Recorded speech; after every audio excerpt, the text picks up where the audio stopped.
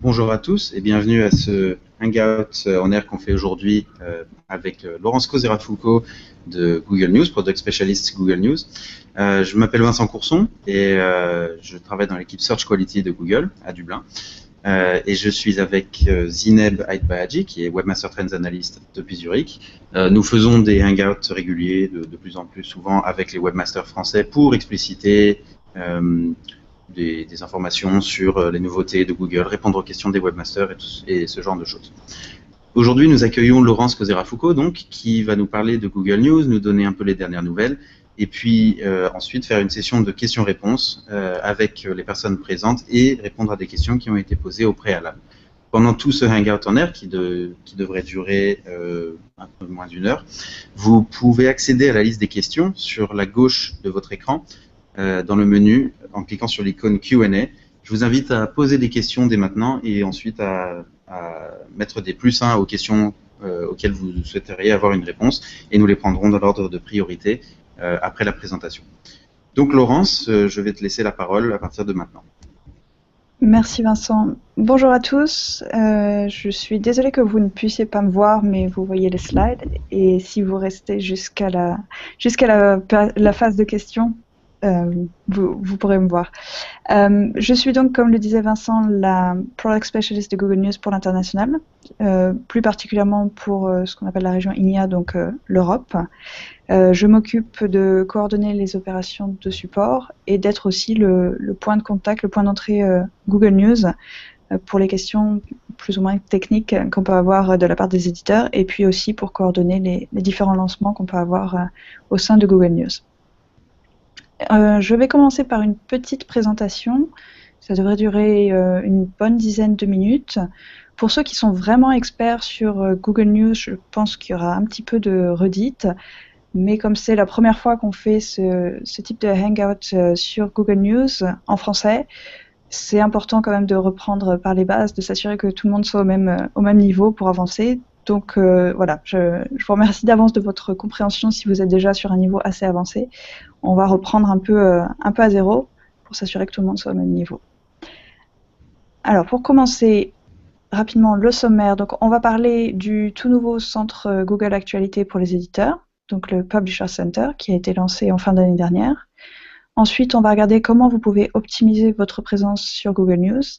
Et enfin, voir les problèmes d'exploration et notamment les possibilités de résolution que vous pouvez trouver au sein des Webmaster Tools. Alors, pour commencer, donc, le centre Google Actualité pour les éditeurs. Ce qui s'est passé, pour ceux d'entre vous qui étaient déjà sur Google Actualité depuis quelques années, vous avez sans doute remarqué que vous aviez un formulaire de contact à remplir au départ pour demander l'inclusion sur Google Actualité. Et ensuite, vous n'aviez aucun accès aux données. Et si vous changiez de nom de domaine, si vous changiez vos rubriques, si vous aviez la moindre modification à faire, il fallait passer par le centre d'aide, puis par le formulaire de contact, puis nous envoyer vos modifications. On s'est dit que ce serait aussi bien pour vous que pour nous si on vous donnait un accès direct pour que vous puissiez facilement mettre à jour toutes ces données et avoir aussi une meilleure visibilité sur les données qu'on peut avoir au sujet de votre site. Voici donc le quoi et le pourquoi. Donc le quoi du centre Google Actualité pour les éditeurs, c'est tout simplement une interface dédiée pour mettre à jour vos données simplement et rapidement. Et pourquoi? Comme je vous le disais, pour que vous puissiez mettre à jour vos données, mais pourquoi mettre à jour vos données? C'est aussi pour améliorer la découverte et la classification de vos contenus d'actualité. On va voir le détail dans les slides suivants, mais vous le savez, vous avez accès à des catégories par exemple, donc vous avez vraiment la possibilité de nous dire de quoi il retourne dans votre site, quel est le sujet de chaque rubrique, et vraiment de guider notre robot Google News vers vos contenus. Alors pour se connecter, c'est tout simple. J'imagine que la plupart d'entre vous ont déjà fait l'expérience. Il suffit d'utiliser votre compte Webmaster Tools. Donc une fois que vous êtes un utilisateur vérifié pour les Webmaster Tools, vous pouvez vous connecter sur le Publisher Center. L'URL est encore un peu complexe. C'est quelque chose qu'on a entendu, c'est quelque chose sur lequel on travaille. Donc on va simplifier un peu cette URL, mais pour l'instant, c'est l'URL que vous voyez à l'écran qui est disponible. Si vous avez un peu de mal à vous en souvenir, c'est pas très compliqué. Il suffit d'aller sur Google, de taper centre Google News pour les éditeurs ou Publisher Center, ou même par l'ensemble de nos contenus d'aide. Tous nos articles d'aide en général ont un lien vers le Publisher Center. Alors, à quoi ça ressemble? Ça, c'est la page d'accueil, donc page d'accueil type, avec une petite introduction, et c'est vraiment la page où vous allez retrouver l'ensemble des domaines pour lesquels vous êtes un utilisateur validé dans les Webmaster Tools. Ensuite, pour chaque URL, si vous cliquez sur Détails, vous arrivez à cette page où vous allez retrouver l'identifiant. Alors sachez que l'identifiant, vous allez en avoir de plus en plus besoin, donc c'est important de savoir qu'il est sur cette page. Vous avez le nom de publication que vous pouvez modifier si vous avez un changement à un moment ou un autre, un changement dans votre marque, vous pouvez mettre à jour votre nom de publication. Sachez quand même qu'il y a des critères de qualité. Donc s'il y a des noms, si 10 sites d'un coup décident de s'appeler lemonde.fr, forcément ça va poser quelques problèmes. Donc on a quand même des contrôles de qualité derrière, mais on vous donne accès, vous pouvez mettre à jour tant que vous avez besoin. Vous avez aussi la possibilité de soumettre l'URL de votre page Google+, si vous en avez une. Et vous avez enfin les libellés qui s'appliquent à l'ensemble de votre site, à ne pas confondre avec la page qu'on va voir ensuite, qui sont les libellés par rubrique. Donc les libellés qui s'appliquent à l'ensemble de votre site, vous voyez la liste à l'écran, ça peut être par exemple communiqué de presse, satire, mais aussi des libellés d'accès, comme inscription ou abonnement. Donc si l'utilisateur Google va trouver par exemple un paywall en arrivant sur votre site, c'est vraiment important d'appliquer ce libellé. Tout comme sur Search, il faut tenir au courant l'utilisateur des niveaux d'accès qu'il va avoir en trouvant votre contenu. Ensuite, sur la partie rubrique, c'est relativement similaire. Vous allez retrouver l'URL de chaque rubrique. Alors ça, c'est la petite nouveauté d'aujourd'hui, c'est que très prochainement, vous allez être en mesure d'updater vous-même, de mettre à jour vous-même les URL des rubriques. Jusqu'à très récemment, il fallait les désactiver et créer une nouvelle rubrique. Maintenant, si vous avez une nouvelle rubrique pour des événements à venir, par exemple Roland-Garros, si vous avez une rubrique Roland-Garros, vous allez pouvoir simplement mettre à jour la rubrique Roland-Garros 2014 ou 2014 que vous pouviez avoir. Vous pouvez simplement la mettre à jour, la changer pour 2015. Vous n'avez pas besoin de désactiver la rubrique précédente. Ensuite, pour chaque rubrique, vous pouvez encore une fois appliquer des libellés. Cette fois, ce sont vraiment des libellés portant sur le contenu. Donc là, on a un aperçu de la liste disponible. C'est vraiment pour nous donner les thématiques. Comme vous pouvez l'imaginer, c'est ce qui va aussi, c'est un des signaux que le robot va prendre en compte pour savoir comment catégoriser les articles, notamment sur la homepage, mais aussi en fonction des recherches des utilisateurs. Enfin, la dernière option que vous avez sur cette page des rubriques, c'est pour ajouter le choix des rédactions. Donc ça, on va y revenir un peu plus en détail dans une prochaine étape, mais sachez que c'est sur cette page-là que vous allez le trouver. Je tiens à préciser aussi, on va passer à la seconde rubrique, mais on va évidemment prendre toutes les questions après. Puisqu'on n'a pas la vidéo active actuellement, je ne vois pas bien vos réactions, mais on aura toute la phase de questions. On va s'assurer de garder suffisamment de temps pour prendre toutes les questions. Donc notez-les bien dès maintenant ou ajoutez-les, comme l'indiquait Vincent, dans le gadget de questions. Alors la deuxième question, c'était pour optimiser votre présence sur Google Actualités. Donc ça, évidemment, c'est une question qu'on entend très souvent au niveau du support, mais aussi la plupart de nos acteurs au sein de l'équipe Google. Évidemment, chaque éditeur cherche à savoir comment améliorer sa présence, comment améliorer son classement. Alors, il y a plusieurs éléments qui sont à considérer. D'abord, le choix des rédactions que j'évoquais précédemment. Ça, j'ose espérer que sur le Hangout, il y a déjà plusieurs éditeurs qui ont soumis leur flux. Comme vous l'avez vu, c'est tout simple maintenant, il suffit de le soumettre par le Centre pour les éditeurs.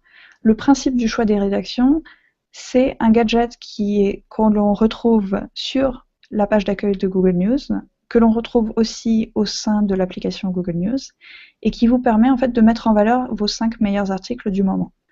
Ils sont d'autant plus mis en valeur que vous allez avoir votre logo qui sera en haut du gadget, et ensuite vous avez vos 5 articles du moment qu'on vous recommande de mettre à jour. Le minimum requis d'un point de vue technique, c'est 48 heures.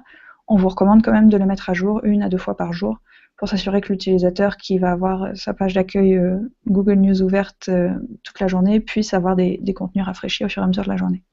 Ce qui est important de savoir aussi, c'est que l'utilisateur a possibilité de personnaliser le carrousel du choix des rédactions. Donc vous le voyez sur le slide, il y a une petite barre qui lui permet d'ajuster s'il veut voir, dans l'exemple c'est le New Yorker, s'il veut voir le New Yorker plus ou moins souvent. Donc libre à vous à ce moment-là d'encourager vos lecteurs à personnaliser Google News pour vous choisir en tant que source favorite. On va rentrer un peu dans les détails un peu plus techniques, même si c'est pas très très technique au niveau du choix des rédactions, c'est relativement simple la mise en œuvre. Il suffit d'un simple flux RSS avec, comme je le disais, les 5 meilleurs articles du jour ou du moment donné. Une fois que le flux est prêt, et surtout pensez bien à regarder sur notre centre d'aide l'article d'aide en question avec toutes les spécificités, il y a même des templates qui sont assez faciles à reproduire. Une fois que le flux est prêt, il suffit de nous l'envoyer par le centre pour les éditeurs.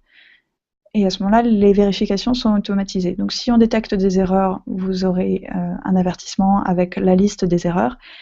Si le flux est bon, à ce moment-là, le flux va être accepté et il sera visible sur la page d'accueil de Google News France dans les 8 heures à peu près.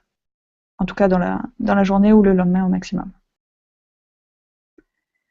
La deuxième option que vous avez pour optimiser votre présence sur Google News, c'est le sitemap Google News. Donc c'est un sitemap à part, avec un format spécifique pour Google News. C'est simplement une méthode supplémentaire de découverte, c'est-à-dire que c'est une couche qui va s'ajouter à votre site et qui va vous permettre de dire au robot c'est pas la peine de regarder l'ensemble du site, puisque sur mon site, j'ai aussi des pubs, des annonces immobilières ou des contenus qui ne s'appliquent pas forcément à Google News, mais par contre, j'ai cette liste d'URL qui sont intéressantes pour Google News. Donc, ça nous permet vraiment d'extraire directement les informations qui sont intéressantes pour Google News. Vous avez aussi plus de contrôle sur la classification individuelle, notamment au niveau de l'accès. Donc comme je vous le disais, au sein du centre pour les éditeurs, vous pouvez nous dire que tout votre site est derrière un paywall, ou alors vous pouvez, si vous avez certains articles qui sont en payant, vous pouvez à ce moment-là avoir cette flexibilité par le sitemap, ajouter simplement la balise pour les articles qui sont payants et le reste en contenu gratuit. Vous avez également les mots-clés au sein du sitemap, on va y revenir. Et l'avantage du sitemap, c'est qu'il vous suffit de le soumettre dans les outils pour les webmasters pour qu'on commence à le crawler. Et comme on le verra dans la section suivante, non seulement ça facilite le crawl, mais ça nous permet aussi de vous donner des rapports d'erreurs plus détaillés sur les erreurs de crawl qu'on peut rencontrer avec vos contenus. Donc pour résumer, on vous recommande vraiment d'utiliser un sitemap. Et si d'aventure vous aviez un site qui a simplement une petite partie de contenu d'actualité et que vous voulez vraiment vous assurer qu'on n'indexe pas les autres contenus qui n'ont pas leur place dans Google Actualité, sachez que c'est aussi une option pour nous de ne crawler que le sitemap. À ce moment-là, il vous suffit de le signaler à l'équipe support et nous, on mettra en place le paramétrage pour ne crawler que les articles qui sont listés dans le sitemap Google News. Pour continuer, donc, les mots-clés. Alors les mots-clés, c'est quelque chose que vous pouvez utiliser, ça n'a rien d'obligatoire, mais c'est quelque chose que vous pouvez utiliser qui vous permet de ne pas utiliser tous les mots dans le titre, d'avoir plus de liberté dans la rédaction de vos titres, mais par contre quand même de vous assurer que les mots-clés sont présents dans l'article. Donc il vous suffit d'ajouter cette balise et le robot les trouvera à ce moment-là par la balise. Ça nous aide évidemment de notre côté à mieux comprendre de quoi retourne l'article, à éviter les erreurs de classification et simplement à mieux associer les articles par ce qu'on appelle les clusters, hein, donc à bien les regrouper par thème en fonction des mots-clés que vous aurez indiqués. Ensuite, vous avez la possibilité, certains d'entre vous doivent déjà le savoir, vous avez la possibilité d'ajouter vos vidéos YouTube. Donc il vous suffit de créer une chaîne si vous n'en avez pas encore. Une fois qu'elle est créée, simplement de la soumettre dans le centre pour les éditeurs. L'avantage, c'est que vous allez pouvoir retrouver vos vidéos indexées directement sur Google News. Comme vous le savez, Google News est plutôt basé sur les articles en texte, en tout cas pour le moment. enfin le texte et l'image illustratrice. En revanche, pour les vidéos, il faut qu'on ait votre chaîne YouTube pour pouvoir indexer les vidéos également. Maintenant qu'on a vu toutes ces recommandations pour améliorer votre visibilité sur Google News, on va essayer de voir maintenant plutôt dans le côté back-office, comme on l'appelle, comment résoudre les erreurs d'exploration en utilisant les Webmaster Tools. J'en profite d'ailleurs pour vous rappeler que pour la plupart des points que j'évoque aujourd'hui, la source principale à consulter, c'est quand même le centre d'aide. C'est là où vous allez retrouver non seulement le contenu de cette présentation, mais aussi un très grand nombre de recommandations pour résoudre les erreurs et optimiser votre présence. Alors, pour revenir aux erreurs d'exploration, évidemment, ça passe par les Webmaster Tools. Comme je l'indiquais au début de ce Hangout, quand on parlait des sitemaps, une fois que vous avez soumis un sitemap, quand vous retournez sur les Webmaster Tools, vous avez un nouvel onglet dans la rubrique erreurs d'exploration, un nouvel onglet qui s'affiche, qui s'appelle Actualité, et qui va vous donner un diagnostic relativement précis de toutes les erreurs d'exploration que le robot a diagnostiquées en explorant vos contenus. On va voir quelques exemples. Les erreurs types, ça va être article trop long, article fragmenté, article proportionnellement trop court. Je crois que c'est à peu près, oui, c'est tout ce qu'on a sur cette page-là. Ces erreurs, vous pouvez les classer soit par type d'erreur, soit par date de détection. Vous avez également des graphiques pour voir s'il y a une progression, c'est en fait un bon moyen pour vous de vous rendre compte à un moment donné si vous avez modifié votre format d'article. C'est un bon moyen de vous rendre compte si ces articles continuent à passer avec le robot ou pas. Et de la même manière, si vous venez de rejoindre Google News, c'est une bonne façon de voir si Google News reconnaît vos articles avec succès ou non, ou s'il y a au contraire des petites choses à changer au niveau du format. Une fois que vous avez vu donc les tendances au niveau des erreurs, il vous suffit d'aller encore une fois sur le centre d'aide.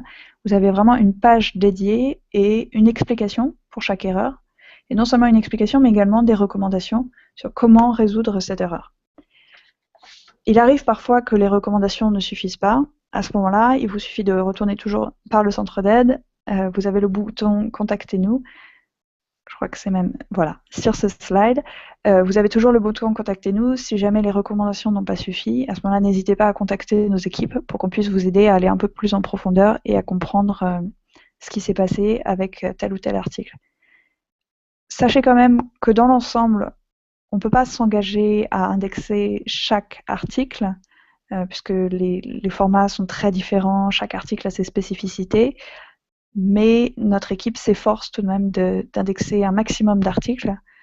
Donc on reste à votre disposition, même si on ne peut pas forcément vous répondre sur chaque point individuellement, on s'efforce de rester disponible et de vous donner des pistes pour essayer de régler les problèmes d'exploration et d'indexation. Enfin, la dernière ressource qui est à votre disposition, c'est le forum d'aide. Vous l'avez peut-être vu hier, on avait posté une invitation pour ce Hangout. C'est vraiment une communauté, c'est une communauté qui rassemble les éditeurs. On a aussi ce qu'on appelle les top contributeurs qui sont relativement experts sur Google News et qui font un superbe travail pour répondre à un grand nombre de questions. L'idée, c'est vraiment que de la même manière que vous pouvez le faire sur Search, que les webmasters côté actualité puissent se rejoindre, échanger sur des sujets, des expériences qu'ils ont eues avec plus ou moins de succès, et vraiment s'entraider sans forcément devoir attendre de passer par l'assistance ou enfin voilà, qu'ils puissent vraiment échanger entre eux. C'est selon moi vraiment la meilleure ressource, puisque vous êtes tous au plus près des dilemmes que peut rencontrer un éditeur d'actualité. Et maintenant, on va pouvoir passer aux questions. Je crois que j'ai un petit peu débordé sur le temps, mais j'espère que ça aura été utile. Maintenant, on va pouvoir passer aux questions, donc je vais couper mon partage d'écran. Laurence, je t'interromps une seconde. Merci beaucoup pour cette présentation d'ailleurs. Simplement, on a rajouté sur la page de l'événement sur Google+, le lien pour que les personnes qui sont avec nous puissent nous rejoindre en direct et qu'on puisse échanger si elles le désirent. Donc, en plus des questions qui ont déjà été posées, on pourra répondre à des questions qui sont en direct. Voilà. D'accord, très bien. Alors on va peut-être commencer avec les questions qui sont déjà dans le Q&A, en attendant que les personnes puissent rejoindre le Hangout. Oui. Alors je vais les prendre sous les yeux. Petite seconde. Plus le lien. Ok. Alors la première question que je vois, donc d'Olivier Andrieux, qui a été plébiscité par les autres participants. Les réseaux sociaux ont-ils un rôle dans le classement des articles? Ces réseaux fournissent-ils des signaux sociaux à l'algorithme de Google News? Alors, comme vous le savez, il y a simplement certaines choses sur lesquelles on peut véritablement communiquer. C'est pas aujourd'hui que je vais pouvoir vous divulguer l'algorithme de Google News.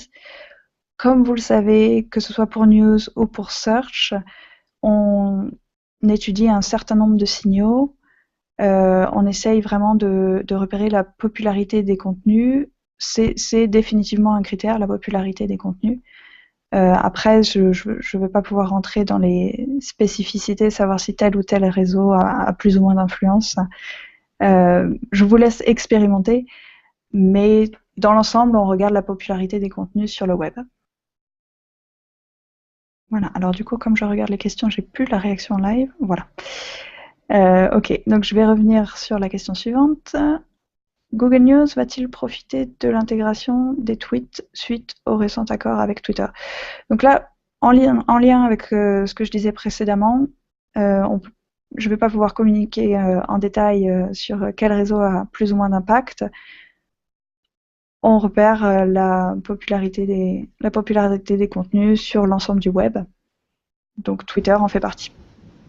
Si je peux rajouter une précision à ce niveau-là, l'intégration donc de Twitter qui a été annoncée par Twitter dans des documents en janvier ne devrait pas de toute façon toucher autre chose que des résultats en anglais aux États-Unis, etc. C'est vraiment pas quelque chose de global. C'est bien ça. Et alors, je ne sais pas si on m'entend. Si, on t'entend très bien, Zinam. Je rajouterai simplement à ce qu'a dit Vincent que pour l'instant, l'intégration n'est visible que sur les résultats mobiles. Voilà. Parfait. Ok, donc dans l'attente de questions en direct, je vais continuer sur les questions. Alors, donc ça c'est plus. Question suivante. Google News envisage-t-il de faire un ménage sur les nombreuses sources d'informations de faible qualité et parfois proches du spam pur qu'il indexe? Alors, comme vous l'imaginez, c'est quelque chose sur lequel on se penche de manière relativement intense. On est très réceptif à votre feedback. On lit de manière très détaillée tous les feedbacks qu'on peut recevoir, les feedbacks qu'on peut voir sur le forum aussi. On essaye toujours de trouver l'équilibre entre qualité, fraîcheur des contenus et puis ne pas simplement fermer la porte aux sources sous prétexte qu'elles sont peut-être de moindre importance. Pour ce qui est du spam pur et dur, oui, c'est quelque chose sur lequel on travaille de manière assez active. J'encourage les utilisateurs à vraiment contacter les équipes de support pour faire des rapports de spam pour nous aider un petit peu aussi. Est-ce que, si je peux apporter mon point de vue de spam fighter, même si moi je le fais pour la qualité de la recherche organique et pas pour Google News, est-ce qu'il y a des choses en particulier que l'on recherche comme information dans les spam reports que l'on peut déposer par exemple sur le forum Google News? Est-ce qu'il y a des choses à préciser en particulier ou bien est-ce qu'une simple signalisation de l'URL suffit? Alors, signalisation de l'URL, c'est déjà très bien. Ça nous permet, nous de toute façon, enfin les équipes qualité ensuite vont voir de quoi ils retournent. Ce qui est important, c'est d'essayer de justifier, évidemment, d'expliquer en quoi ça va être du spam. On a quand même repéré un phénomène aussi qui tend à pointer le doigt sur la concurrence, donc il faut quand même rester relativement objectif dans les rapports de spam, mais de toute façon, nos équipes qualité regardent tous les rapports dans le détail. Donc l'URL évidemment, et puis idéalement, oui, une explication de ce qui pose problème. Si ce sont des articles qui n'ont aucun sens, par exemple, comme on l'a vu parfois, c'est bien de nous signaler. Idéalement, de manière automatique, c'est détecté, c'est pas indexé, mais ça peut arriver qu'il y en ait qui passent entre les mailles du filet, donc à ce moment-là, il suffit de nous le signaler pour qu'on vérifie ça.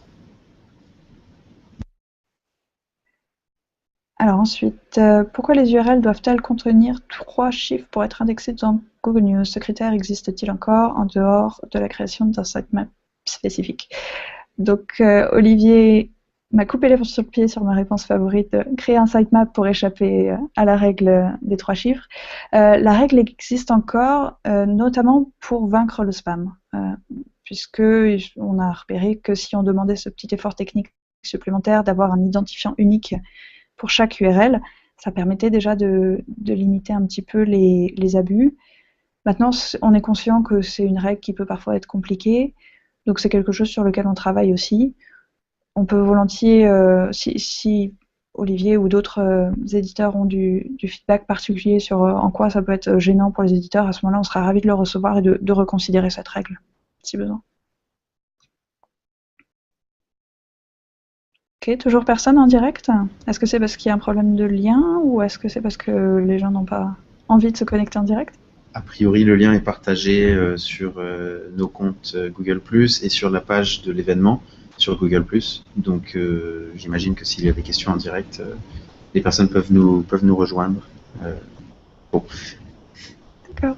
Avec plaisir en tout cas. Ce serait bien de voir des gens en direct si possible. Mais sinon, on va continuer comme ça. Alors, existe-t-il un formulaire de spam report spécifique de Google News? Oui, on va l'ajouter sur la page de l'événement après le Hangout. On a une page particulière. Ok. Question suivante. Combien de nouveaux sites acceptez-vous en moyenne chaque mois actuellement? Alors, je ne vais pas pouvoir communiquer sur les chiffres. En revanche, un chiffre que je peux vous donner, c'est qu'on accepte uniquement un 5e des demandes que l'on reçoit. Donc, c'est simplement pour vous dire à quel point on essaye de maintenir la barre de qualité relativement élevée. Par contre, en termes de volume, ça, c'est pas quelque chose sur lequel je vais pouvoir communiquer. Mais voilà, un 5e, ça donne déjà un bon ordre d'idée du nombre de sites qui ne sont pas acceptés dans Google News pour des problèmes de qualité. En revanche, un chiffre que je peux vous donner, c'est qu'on accepte uniquement. Alors, par contre, je pense qu'Olivier va devoir muter YouTube. Bonjour Olivier. Bonjour. Et bonjour François. C'est bon, on n'a plus d'écho? Hello. C'est bon chez moi. Bonjour François. Bonjour Olivier. Bonjour Vincent. Bonjour Sneb. Bonjour Laurence. Comment allez-vous? Bonjour François. Merci de venir. On se sent un peu moins seul. Je suis désolé, je vous ai un peu loupé au début et j'ai eu un coup de téléphone professionnel. Donc, j'ai pas tout suivi, mais je trouve ça très très intéressant. Éventuellement, ma seule question, ça serait à quand Google News Material Design? C'est pas une réponse que je vais avoir aujourd'hui, mais c'est une question très intéressante dont je suis sûre que nos chefs de produit, ils s'y penchent évidemment en ce moment. Pour l'instant, j'ai pas d'update à communiquer sur le sujet.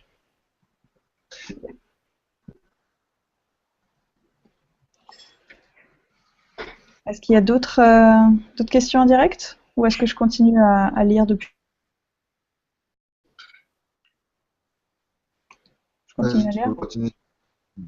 Ok. Alors, en tant que top contributeur du forum Google News, peut-on espérer un retour régulier d'un employé Google sur le forum? Greg. Bonjour Greg. Oui. Oui, la réponse est courte. Oui. C'est vrai qu'il y a eu, vous n'êtes pas sans savoir qu'il y a eu beaucoup d'activités sur Google News récemment, donc les ressources ont été très mobilisées, mais on a bien conscience que c'est une plateforme vraiment idéale. Le Hangout d'aujourd'hui, c'est une première étape, on essaye vraiment de reconnecter avec la communauté. Donc à suivre. J'en profite d'ailleurs pour demander s'il y a d'autres volontaires qui souhaitent être top contributeurs, on recrute aussi. Voilà. Non seulement en français, mais sur les autres langues européennes. N'hésitez pas. Je suis très occupé sur Google+. Dommage. Ok.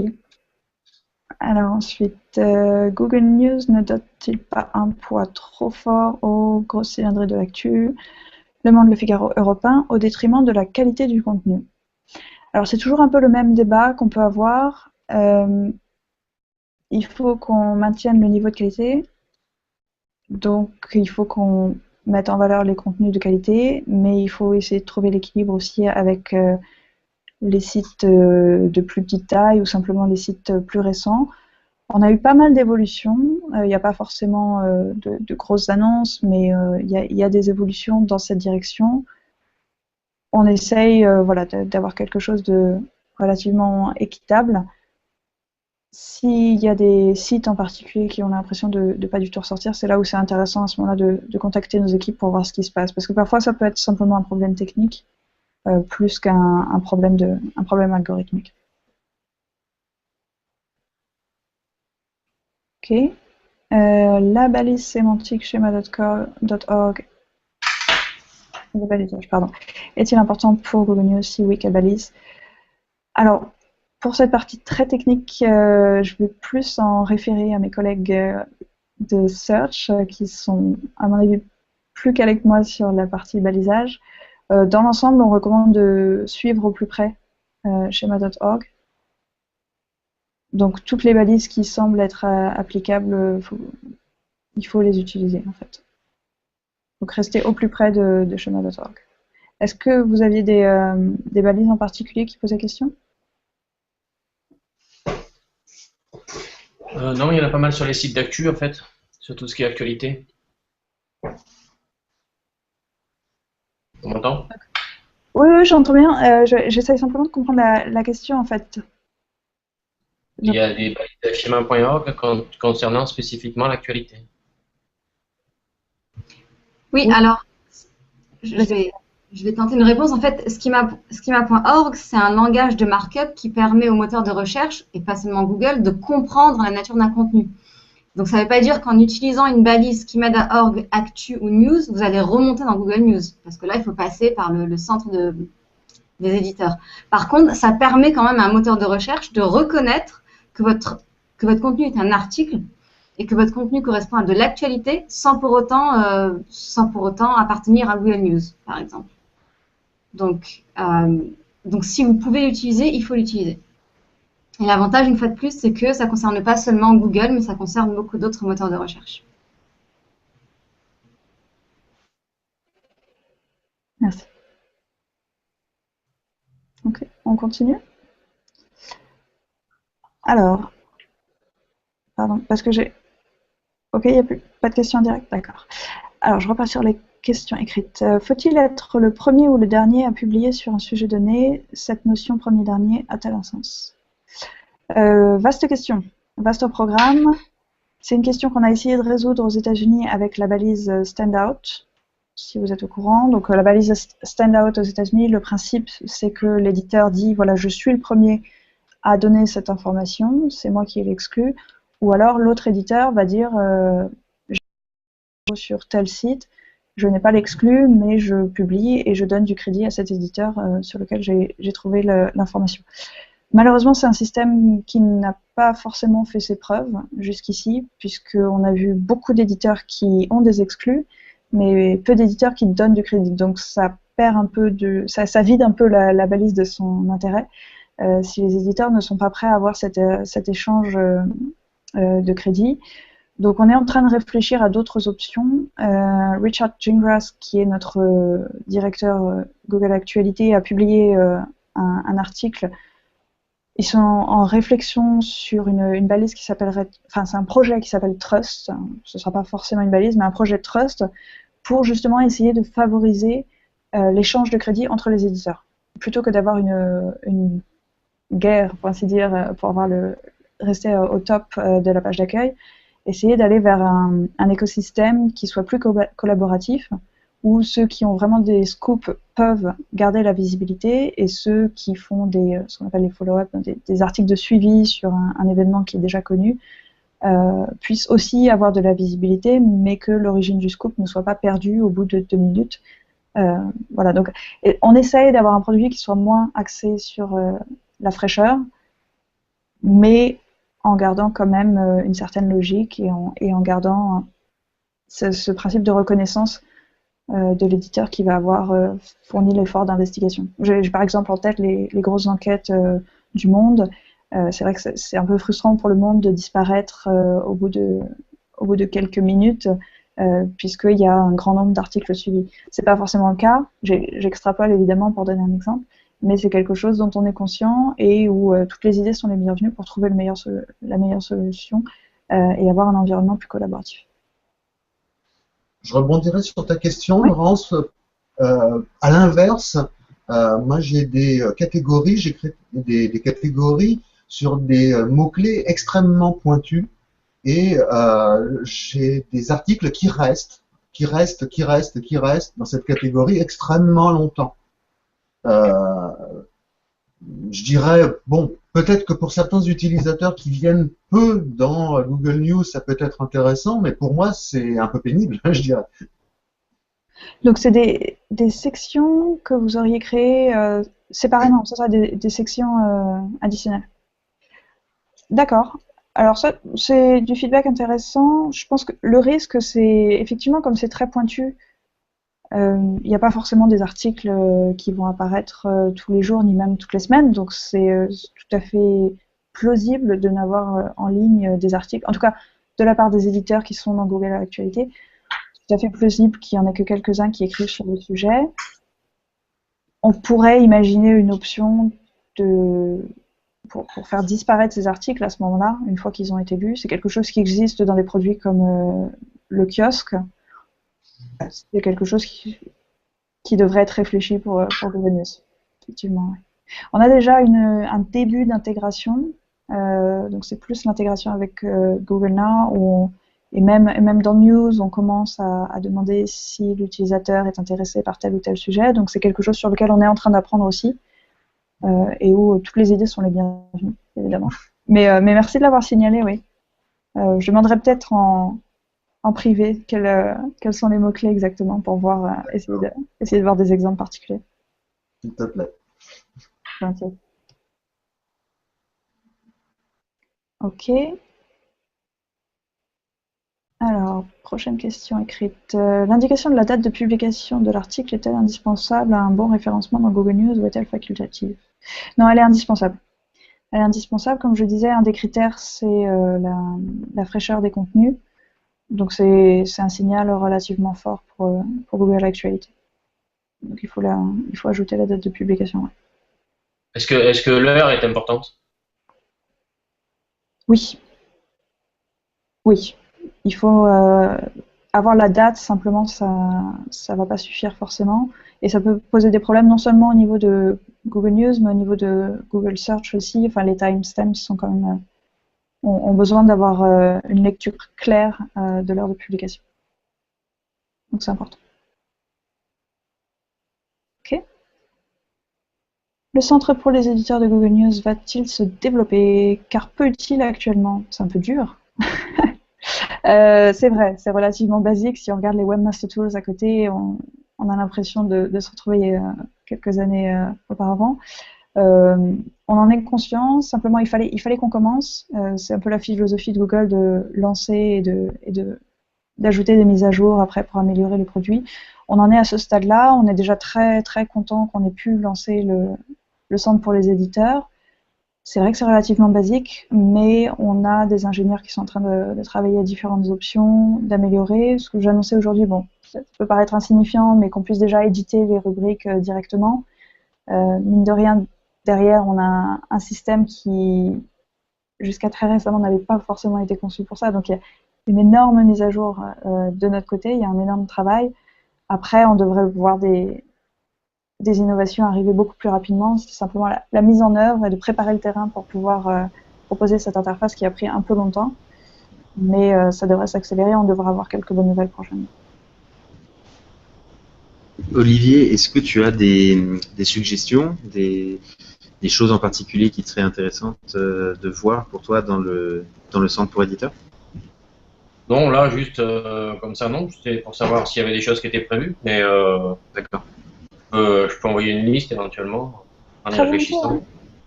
Très volontiers. Nous, on est vraiment preneurs. On essaye d'écouter les échos des éditeurs qu'on peut recevoir, des choses qui pourraient les intéresser, mais on est vraiment preneurs de toutes les idées. Ok. Ok. La balise News Keywords est-elle utilisée par une majorité des sites indexés par Google News? J'ai honnêtement pas les chiffres. Je pense pas que, même si on les a, je pense pas qu'on pourra communiquer dessus. C'est une recommandation, c'est une option, il n'y a rien d'obligatoire. Voilà. Y a pas, on n'a pas de données sur lesquelles je puisse communiquer, mais c'est recommandé. Ok. Beaucoup de sites de presse indiquent le titre de l'article en H1, le chapeau en H2 et les intertitres en H3. Est-ce que ces pratiques sont OK selon vous? Oui, oui, c'est ce qu'on voit très souvent. Est-ce qu'il y avait une raison pour cette question ou est-ce que c'est simplement pour s'assurer que les consignes sont les bonnes? C'est-à-dire qu'à priori, mettre un chapeau en H2, c'est pas obligatoirement. Le H2, le balisage H1, H6, c'est pas obligatoirement fait pour mettre un paragraphe en avant. Donc, on voit beaucoup le chapeau en H2. Donc, voilà, c'était une question est-ce que c'est toléré ou pas, quoi. Ah, c'est tout à fait toléré. Ce qui est important pour nous, c'est d'avoir une bonne visibilité sur le titre. Après, comme vous l'avez peut-être remarqué, de toute façon, le distinguo entre le chapeau et le corps de l'article, pour nous, ça n'a pas une grande importance. De toute façon, les snippets qui vont être affichés sont en fonction de la recherche de l'utilisateur. Et donc, soit en fonction de la recherche de l'utilisateur, soit en fonction du cluster sur la page d'accueil de Google News. Donc, si vous avez la page d'accueil de Google News, si la top story, c'est François Hollande à Cuba, à ce moment-là, le snippet va en général refléter cette actualité. Mais on ne va pas forcément s'intéresser dans le détail à savoir ce qui est le chapeau, ce qui est le deuxième paragraphe, ça c'est quelque chose qui chez nous n'a pas une grande importance. D'accord. Ok. Sur le forum, de nombreux webmasters s'étonnent de voir certains articles repris toutes les 15 ou 20 minutes alors qu'ils ne font l'objet d'aucune mise à jour. Peut-on espérer des améliorations de ce côté-là? Oui, c'est quelque chose où il y a eu peut-être un peu d'abus récemment. Donc c'est quelque chose qu'on a repéré et c'est quelque chose qui devrait être réduit. En revanche, il peut y avoir un problème si parfois les commentaires des lecteurs sont pris en compte par le crawl, s'ils ne sont pas bien séparés. Ça peut poser un problème au niveau de l'exploration, mais ça c'est quelque chose qu'on va détecter automatiquement et qu'on va pouvoir signaler à l'éditeur si c'est le cas. Ça répond à la question? J'espère. Ok. Comme moi qui l'ai posé, donc je sais pas. La personne qui l'a posé n'est pas avec nous, mais j'imagine que oui. D'accord. Ok. Y a-t-il des mesures contre les sites spécialisés dans le buzz qui antidataient leurs articles pour remonter? Exemple d'absurdité observée, annonce d'un décès de célébrité qui précédait le moment du décès. Alors, bizarrement, c'est pas forcément toujours des choses qui sont faites de manière maligne. Ça arrive que des éditeurs aient préparé leur nécro et qu'elles partent un peu trop vite parce qu'un journaliste a cliqué trop vite, parce qu'il y a eu au niveau de la technique, ça peut arriver. Comme je disais, c'est pas forcément fait de manière malicieuse. Quand c'est fait de manière malicieuse, à ce moment-là, enfin maligne, à ce moment-là, signalez-le-nous. Il faudra qu'on voit en détail ce qui s'est passé. Mais dans l'ensemble de mon expérience, en tout cas, c'est plus des erreurs côté des éditeurs que une volonté d'être antidaté. C'est en plus un peu contre-productif puisque, comme vous le savez, la fraîcheur sur Google News est relativement importante. Donc, en l'annonçant trop tôt, à la rigueur, c'est la meilleure chance de passer à la trappe finalement. Question suivante.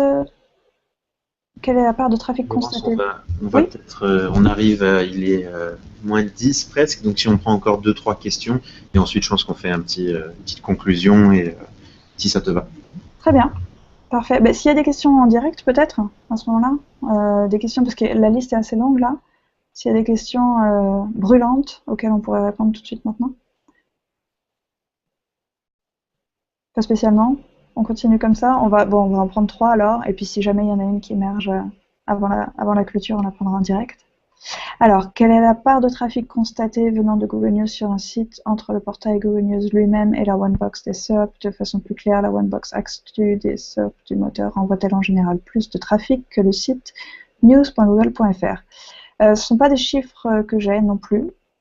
Ce sont des chiffres qu'on pourra peut-être mettre à disposition dans un futur proche, mais pour l'instant, on n'a pas de données. Mais si on peut les mettre à disposition, ce sera à chaque éditeur d'aller consulter ses propres chiffres. Je ne crois pas qu'il y ait de projet de communiquer de notre part sur le différentiel entre les deux options.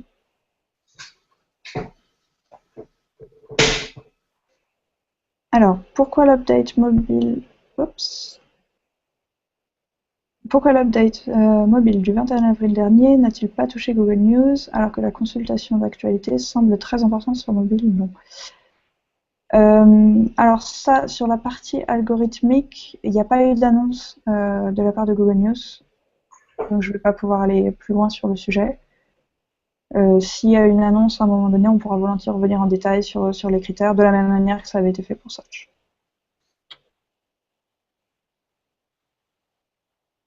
Okay. Pas de questions, mais bonjour à tous, c'est sympathique.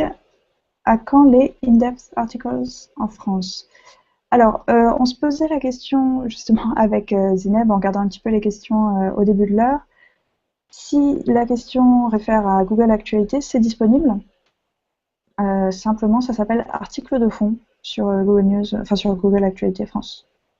C'est la question, Olivier? Oui. Donc, Je n'ai pas vu. voilà. Bah, c'est la traduction. Après, ça apparaît peut-être un peu moins que sur la page US. C'est possible. Mais c'est la traduction. Donc c'est dispo. Donc c'est, pardon? C'est dispo. C'est dispo, exactement. Ok, parfait. Super.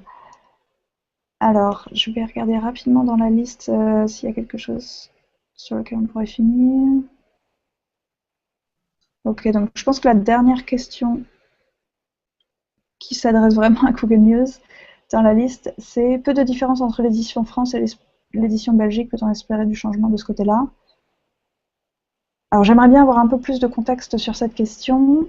Si c'est le contexte que j'imagine, c'est que les éditeurs français sont très présents sur l'édition belge. C'est une question qu'on se pose aussi en interne, à laquelle on réfléchit, c'est quelque chose qu'on surveille de près. Simplement, on est aussi, c'est quelque chose qui est généré algorithmiquement, pardon. Donc si les lecteurs en Belgique consultent les sources françaises, forcément ce sont les sources françaises qui y remontent aussi. Nous, de notre côté, on n'a pas la main là-dessus finalement, parce que c'est quelque chose qui réagit au comportement de l'utilisateur localement. Ce qui veut dire que le comportement de l'utilisateur a beaucoup d'importance dans le classement. C'est une façon de le formuler, ouais.